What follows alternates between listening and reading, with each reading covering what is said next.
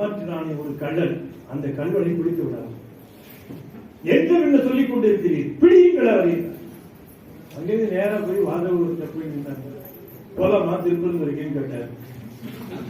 அவரு அதுலயே நிற்கிறார். திருப்பரங்குறைக்கா பாருமையா, வந்தது யார்? குதிரைகளை எடுத்துக்கொண்டு இங்க வந்தது யார்? குதிரைகளை எடுத்துக்கொண்டு வந்தது உனக்கு மட்டும் சொல்லுகிறது சிவபெருமான் தான் இருந்தார். அவன் எவ்வளவு டென்ஷன் ஆகும். ஒரு கள்ளன் வந்து இங்க ஏமாற்றி போயிருக்கிறார். உண்மையை சொல்லும். யார் அவர்? உண்மையை காப்பா சொல்ற. நான் பார்த்தேன். அவர்தான் வந்தார். அவர்தான் வந்தார். அப்ப குதிரைகள்லாம் நரிகளாகிட்டு இருந்தவே அத்தனையும் சிவபெருமான் செய்தார். அவர் நன்றும் செய்வார், பிழையும் செய்வார்.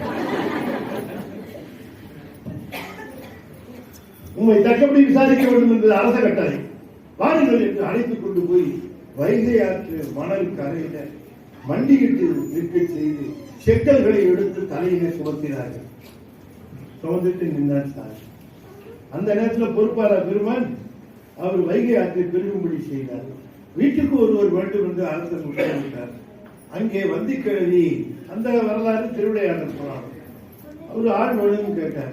சரி, வந்தி கிழவிக்கு வந்த மாதிரி ஆச்சு, மணிவாசகரியை விடுவிச்ச மாதிரி ஆச்சுன்னு ஒரு கூலி ஆளாக வந்தார். வந்தியிடம் விட்டு பெற்றார். பிறகு கூலி ஆளாக சென்றார்.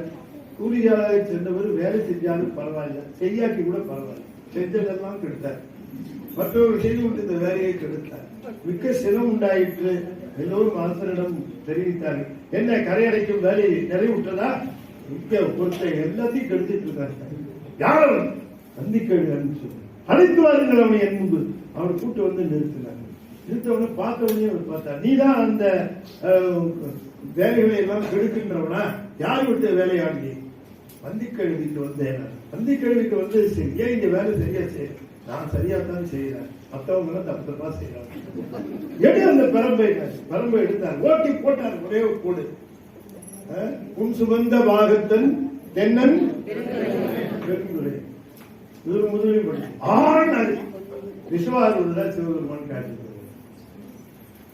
பாண்டியார் வந்திருக்கிறவன் என்னுடைய அடியா. வாதவூரனை இன்னும் புரிந்து கொள்ளவில்லை. அவன் நம்மொருட்டு இந்த மண்ணுலகிற்கு வந்தவன். அவனை கண்டுகொள்றார், கடை தேர்கிறார் என்று சொன்னார். அவ்வளவுதான். திருவடியில விழுந்து சாமி, உங்களை இவ்வளவு தூரம் படிச்சுட்டேன், ஒரு வார்த்தை சொல்லக்கூடாது. ஒரு வார்த்தை இல்லப்பா, நிறைய சொன்னேன். யாரும் கேட்கற மாதிரி இல்லையப்பா அப்படின்னு. அப்புறம் அவரை வணங்கி தொழுது அழுது, சாமி நீங்க ஒண்ணு செய்யுங்க சாமி, நீங்க திரும்பவும் அமைச்சரா முதலமைச்சராக மொத்த பாண்டிய நாட்டையும் நீங்க எடுத்துங்க. இன்றிலிருந்து நீங்கள் பாண்டிய அரசர். நாங்கள் எல்லாம் உங்களுக்கு அடி ஏவல் பணி செய்கின்றோம். அவர் சொன்னார், அமைச்சராக இருந்தே இவ்வளவு பாடுபட்டார், இந்த அரசனானா என் கதி என்னத்துக்கு? அப்பா நீங்க அதை வச்சுக்க, எங்கள் அரசராக இருக்க வேண்டும் என்று நீ சொன்னாய். எங்களுக்கு அரசர் என்று ஒருவர் இருக்கிறார். அந்த அரசர் யார் தெரியுமா என்று சொல்லி ஒரு பதிகம் அனுப்புகின்றார். எல்லோரும் கேட்க. அதுதான் திருப்பாண்டிப்பட்டு.